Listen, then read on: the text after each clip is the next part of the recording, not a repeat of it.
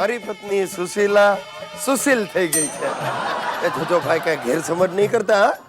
સુશીલ થઈ ગઈ એટલે ગુણિયલ થઈ ગઈ છે, કયાગ્રી થઈ ગઈ છે. હું જેમ કહું એમ જ થાય. અને આનો જસ તમને છે. તમે મને એવો ફેમસ બનાવી દીધો કે હવે ઘરમાં મારી ધાક વધી ગઈ છે. હું આમ ઈશારો કરું એટલે સુશીલા દોડીને ઉપર ધાબા પરથી સુકાયેલા કપડાં લઈ આવે. આમ ઈશારો કરું શેતરંજી લઈ આવે. આમ કરું એટલે ઇસ્ત્રી લઈ આવે. પછી હું એની સામે જોઈને કહું ચૂપચાપ બેસી જા, એટલે બેસી જાય. અને પછી નિરાતે હું બધા કપડાને ઇસ્ત્રી પતાવી દઉં. પણ કબાટમાં મૂકવાનું એને જ, આપણો ઓર્ડર એટલે ઓર્ડર. પણ શું છે કે હવે અમે શાંતિનું જીવન જીવી રહ્યા છે. અમારી વચ્ચે એક મનમેળ થઈ ગયો. હવે આ વાત પાછી કોઈક ટીવી વાળાને ખબર પડી ગઈ. તમે નહીં માનો, તરત કેમેરા અને માઇક લઈને મારા ઘરે આવી ગયા. મને કે ગિરીશભાઈ, અમારે આ ન્યૂઝને બ્રેકિંગ ન્યૂઝ તરીકે ચમકાવવા છે. મેં કહ્યું યુ ડિસાઇડ. તો મને પહેલો જ પ્રશ્ન પૂછ્યો. મને કે મિસ્ટર ગુજરાતી, પત્ની સાથે શાંતિથી જીવો છો, કેવું લાગે છે? હવે મેં જવાબ આપ્યો રાષ્ટ્રભાષા હિન્દીમાં. શું છે જરા વટ પડે.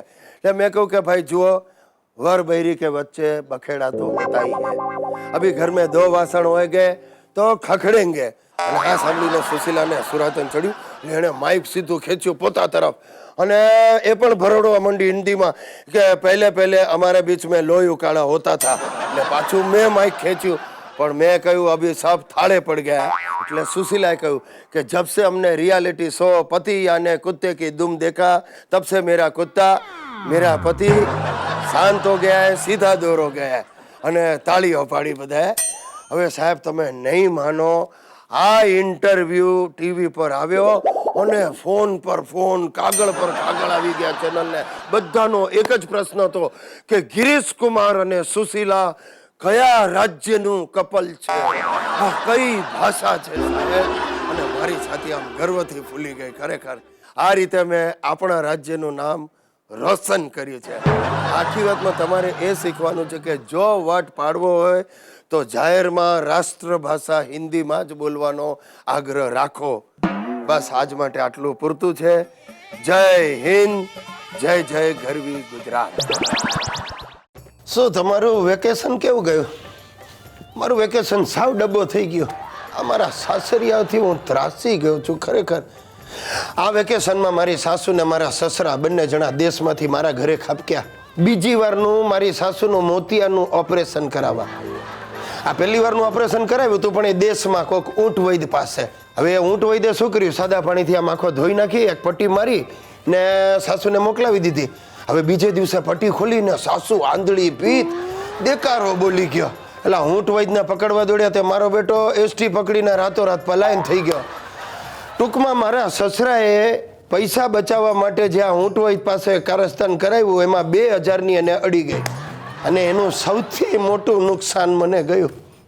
આખું લશ્કર આ વેકેશનમાં મારા ઘરે ખાબક્યું મોતિયાનું બીજી વારનું ઓપરેશન કરાવવા. અને માનું ઓપરેશન એટલે મારી સુસલી તો જાણે શું કરું ને શું નહીં. 2 દિવસ તો રસોડું બંધ રાખ્યું. બોલો, તે મારે દાદાજીને અને બાપુજીને લઈને 2 ટાઈમ ડાઇનિંગ હોલમાં લઈ ગયો. એમાં મને ચોટી. અને જેમ તેમ ઓપરેશન આ પત્યું ને મારી સાસુ આવડી રિક્ષામાં બેસી આમ કાળા ડાબલા પહેરેલા ને ઉતરી એને જોતા હોય બિલ્ડિંગના છોકરાઓ બધા હબક ખાઈ ગયા, ભસતા કૂતરા ચૂપ થઈ ગયા. ને આમ ડગું મગું કરતી મારી સાસુ દાદરા ચડી. દાઉદની નાની બેન જોઈ લો ને પાછળ કાદર ખાન જેવો મારો સસરો.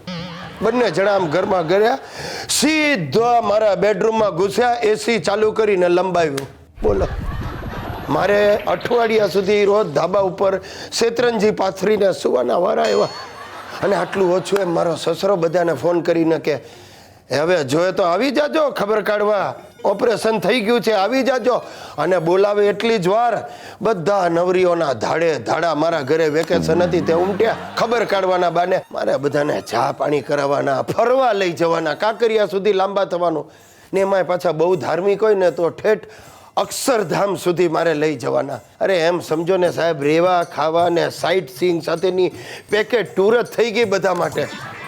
સાચું કહું તમને, મને જો પહેલેથી ખબર હોત ને કે સુશીલાનું ફેમિલી આવું લૂંટારું છે તો તમે નહીં માનો, હું ગમે ત્યાંથી ચંબલમાંથી કોઈક છોકરીને લાવીને પરણી ગયો. પણ હવે થાય શું મારું, તમે નહીં માનો કે મેં કરીને આ જવાનું નામ ન લે તે એક દિવસ ધાબા પર આમ પડ્યો જાગતો તો રાતના ને ઓચિંતાનું એક ભૂત જેવું કાંક મારા પર ત્રાટક્યું. સફેદ ડગલો, મુંડી નહીં, અને અને હું હબક ખાઈ ગયો. મારાથી ચીસ નીકળી ગઈ. ને કોણ નીકળ્યો? હરામખોર હિતિયો. એ કંટાળ્યો હતો.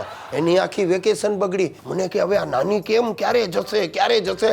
મેં કહું હિતિયા ભાઈ મારા હાથની વાત નથી. મને કે એટલે જ પપ્પા મને આઈડિયા આવ્યો છે પપ્પા, ભૂત બનીને ભગાડીએ. મેં કહું વેરી બેસ્ટ. આ તું આમ જ નાનીને ભગાડ હોપ કરીને. ને હિત્યો તો કૂદ્યો સાસુના બેડરૂમમાં. એ સાસુ ડરી ગઈ ને બીજે દિવસે સવારે સાસુ ને સસરા પોટલા બાંધીને નીકળી ગયા.